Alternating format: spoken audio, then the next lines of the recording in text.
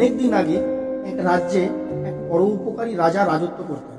তিনি ছিলেন ধনী কিন্তু অতি অহংকারী।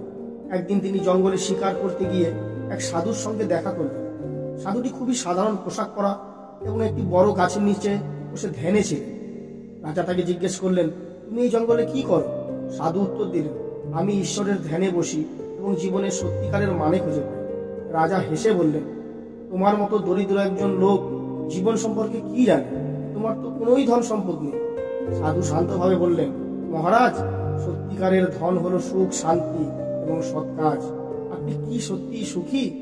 রাজা কিছুক্ষণ চুপ থাকলেন। তিনি বুঝতে পারলেন যে তার ধন সম্পদ থাকলেও তিনি ভেতরে ভেতরে অসন্তুষ্ট। সাধু তাকে বললেন, যদি আপনি সত্যিকারের সুখ পেতে চান তবে অহংকার ত্যাগ করুন, সবার উপকার করুন এবং নিজের ভেতরে ভালো গুণাবলী গড়ে তুলুন। রাজা সেই দিন থেকে নিজের ভুল বুঝতে পারলেন। তিনি অহংকার ত্যাগ করে মানুষের সেবা শুরু করলেন এবং ধীরে ধীরে রাজ্যবাসীর ভালোবাসা অর্জন করলেন।